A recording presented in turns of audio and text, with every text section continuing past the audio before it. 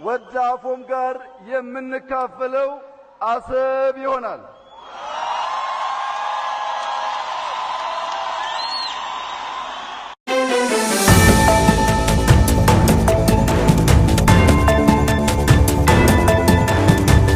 ሰላም ጤና ይስጥልን እንደምን አላችሁ የአባይ ኢንፎ ቤተሰቦች በአገር ውስጥም በውጭም የምትገኙ የቻናላችን ቤተሰቦች ቻናላችን ከፍ ብሎ ወደ እናንተ አድማሱን በማስፋት ጠቃሚ መረጃዎችን እንዲያስተላልፍ ሰብስክራይብ ላይክ ሼር ያደርጋችሁ የሰዓቱን ዋና ዋና መረጃዎችን ይዤላችሁ ቀርቤያለሁ።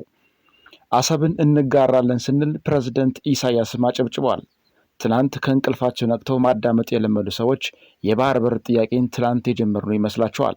በዚህ ቪዲዮ እንደምታዩት ጠቅላይ ሚኒስትሩ የኤርትራ ፕሬዝዳንት ፊት ለፊታቸው አስቀምጠው ከኤርትራ ጋር አሰብን እንጋራለን ሲሉ ይደመጣሉ። ፕሬዝዳንቱ ኢሳያስን በአድናቆት በመስባት ሲያጨበጭቡ ይታያል። ቪዲዮን ወደ እናንተ እንጋብዛለን። አመጋገብን የተፈታተነው የዋጋ ውድነት የተመጣጠነ የአመጋገብ ስርዓት በማህበረሰብ ጤናና ምርታማነት ላይ ከፍ ያለ አስተዋጽኦ የሚያበረክት በመሆኑ የሚታወቅ ነው። መንግስትም ይህንን ተግባር ለማድረግ የስርዓተ ምግብ ስትራቴጂ ቀርጾ እየተገበረ የሚገኝ መሆኑም ይታወቃል። የኑሮ ውድነትን አመጋገቡ እንዴት ይታያል? በዝርዝር ታደምጣላችሁ። ብሩኖ ፈርናንዴዝ የአል ሂላል የዝውውር ጥያቄን ውድቅ አድርጓል።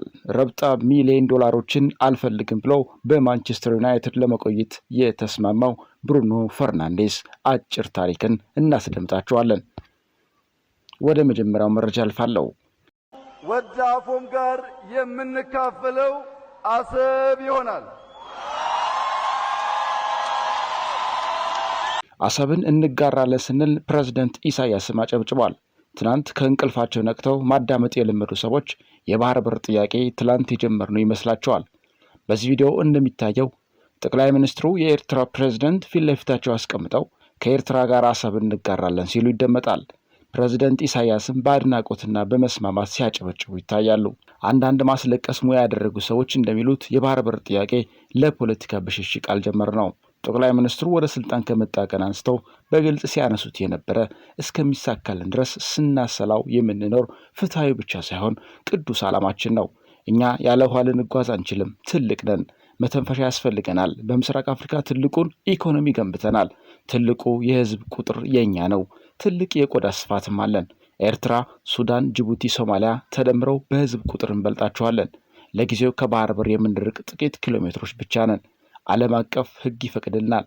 ታሪክ ይደግፈናል። የኛ የባህር በር ጥያቄ ለጎረቤት ሀገራት ስጋት ሳይሆን በረከት ነው። ስለዚህ ጥያቄውን ዛሬ አልጀመርንም፣ ዛሬም አልቆመም። ጥያቄያችን የምናቆመው ጥያቄያችን ሲመለስ ብቻ ነው። ኢትዮጵያ የባህር በር ታገኛለች። ባንዳዎችም ይህንን ታሪክ እያለቀሱ ያዩታል። በትውስታ ወደ እናንተ አድርሰነዋል። አመጋገብን የተፈታተነው የዋጋ ውድነት የተመጣጠነ የአመጋገብ ስርዓት በማህበረሰብ ጤናና ምርታማነት ላይ ከፍ ያለ አስተዋጽኦ የሚያበረክት መሆኑ ይታወቃል። መንግስትም ይህንን ተግባር ለማድረግ የስርዓተ ምግብ ስትራቴጂ ቀርጾ እየተገበረ የሚገኝ መሆኑም ይታወቃል። ስነ ምግብ የምግብ ዋስትናን ከማረጋገጥ በዘለለ የአእምሮን በአካል የዳበረ ዜጋን ለመፍጠር የሚኖረው ሚናም የጎላ በመሆኑ አንድ ዜጋ በፕሮቲን፣ በቫይታሚን፣ በካርቦሃይድሬት የበለጸጉ ምግቦች ማግኘት ይኖርበታል ተብሎ ይታሰባል። የስርዓተ ምግብ ዋስትናን እንደ ሀገር ለማረጋገጥ የእንቁላል፣ የስጋና የወተት ተዋጽኦ ምርቶች እንዲሁም አትክልትና ፍራፍሬ በበቂ መጠን መመረትና ዜጎችን በቀላል ዋጋ ሊያገኟቸው የሚገባ መሆኑም አለባቸው። ሆኖም ይህ ባልተሟላበት፣ ለማህበረሰቡ ተደራሽ ባልሆነበት፣ ከመግዛት አቅሙ በላይ በሆነ ለመጠቀም ካልቻለው የምግብ ዋስትና ተረጋግጧል ሊባል የማይቻል መሆኑን የስነ ምግብ ባለሙያዎች ይናገራሉ። እርሶስ ኑሮ እንዴት ነው? በየአካባቢው የኑሮ ውድነት እንዴት ይዞታል? እንኳን የተመጣጠነ ምግብ ሊያገኙ የዕለት ጉርስን ለማስቀጠልም ከብዶታል ወይ? ይህ የኢትዮጵያ ሀቅ ነው። ብሩኖ ፈርናንዴዝ የአል ሂላል የዝውውር ጥያቄ ውድቅ አድርጓል። ፖርቹጋላዊ የማንቸስተር ዩናይትድ ኮከብ ብሩኖ ፈርናንዴዝ ከሳውዲ ክለብ አል ሂላል የቀረበለትን እጅግ ውድ የተባለ ዝውውር ውድቅም አድርጓል። ብሩኖ ፈርናንዴዝ በአመት 66.6 ሚሊዮን ፓውንድ የሚያስገኝለትን የዝውውር ጥያቄ ቢቀርብለትም በቀይ ሰይጣኖች ቤት ለመቆየት ምርጫው አድርጓል። አል ሂላል ለ30 ዓመቱ አማካይ በ2 ዓመት 200 ሚሊዮን ፓውንድ ለመክፈል ቢዘጋጅም የቀድሞ የስፖርቲንግ ሊዝበን አማካይ ከአሰልጣኙ ሩበን አሞሪም ጋር ለመስራት መወሰኑ ስካይ ስፖርት ዘግቧል። በቀጣይ ዓመት ከገባንበት የውጤት ቀውስ ለመውጣት ካሁኑ እየሰራ የሚገኘው ዩናይትድ ቀደም ብሎ ማቲያስ ኩሃን ማስፈረሙ የሚታወቅ ሲሆን ሌሎች ተጫዋቾችን ለማስፈረም በንግግር ላይ ይገኛል። አባይ ኢንፎ ትክክለኛና ፈጣን መረጃዎችን ወደ እናንተ ያደርሳል። ሰብስክራይብ፣ ላይክ፣ ሼር እያደረጋችሁ